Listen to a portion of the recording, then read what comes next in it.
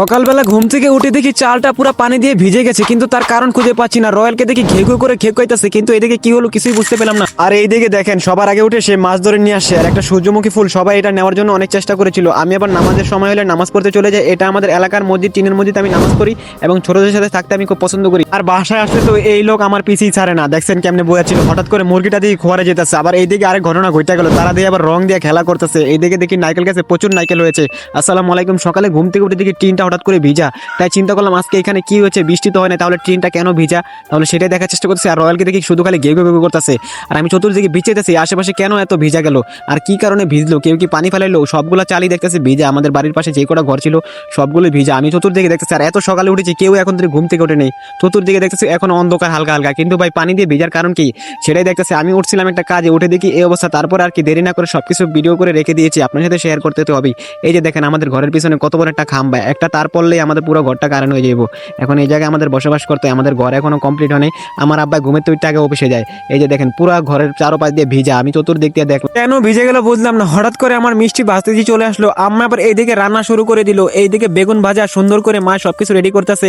আমি আবার ঘুরতেছি আশেপাশে, দেখতেছি আমাদের রয়্যাল আবার বাড়ি পাড়া দিতেছে। মা হঠাৎ করে একটু বাইরে গিয়েছিল, আমরাও বাইরে চলে আসি। এই যে দেখেন ওরা কি করে একটু খেয়াল করে দেখেন, হাতে কতগুলো রং নিয়ে আসে, আর একটু আমারই মাইকে দিত। আমি দৌড় দিয়ে এখান থেকে সরে গেছি, কিন্তু দেখেন ওরা কি সুন্দর করে রং মাখামাখি করতেছে। আমি চাই পাই গিয়ে আমাদের চলে এলাম, মসজিদে গেলাম। মাশাআল্লাহ খুব ভালো লাগলো, নামাজ পড়ে বের হইলাম। এই যে দেখেন একটা নাইকেল গাছে এত পরিমাণ নাইকেল হয়েছে, মাশাআল্লাহ দেখো খুব ভালো লাগলো।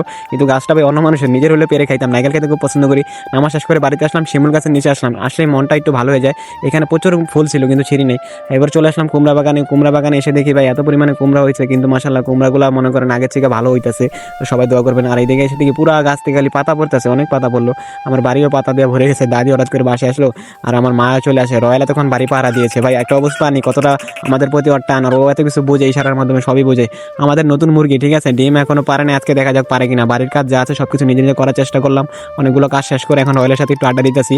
আমার লগে বয়েছিল, ওর লগে থাকলে ভালোই লাগে বুঝছেন। বাড়ির অনেকগুলো কাজ গুছিয়ে নিলাম। এই যে দেখেন মাশাআল্লাহ ডিম পারছে। তাহলে অবশেষে ডিম পাড়া শেষ হলো, আবার বিলে গেলাম। বিলেতে ঘুরে ছোট বাচ্চাগুলো একটু খেলাধুলা করলাম। ওরা আমার দেখলে খুশি থাকে, ওগুলোকে একটু হাসি খুশি থাকি, ভালোই লাগে। সব মিলে আজকে সারাদিনটা কি করি সবই জানতে পারবেন। এদিকে আয় পেলাম আবার বিলের থেকে এখন আইতেছি নামাজের সময়। সূর্যমুখী ফুলটা অনেক ভালো লাগতেছে। আর মসজিদের পাশে এটা একটা মসজিদ ভাই, আল্লাহর ঘর মসজিদ, টিনের ঘর, খুব সুন্দর লাগে।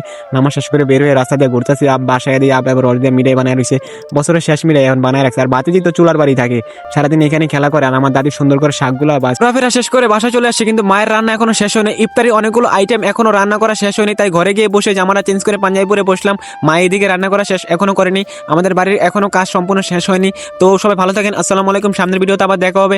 আর অবশ্যই ভাই আমার চ্যানেলটা সাবস্ক্রাইব করবেন। আপনারা কি ধরনের ভিডিও চান সেটাও জানাবেন, আপনাদের মতামত অনুযায়ী ভিডিও তৈরি হবে ইনশাআল্লাহ। সবাই ভালো থাকেন, আর আমার কথার মধ্যে যদি কোনো ভুল ত্রুটি করে থাকে অবশ্যই মাফ করে দিবেন। আসসালামু আলাইকুম।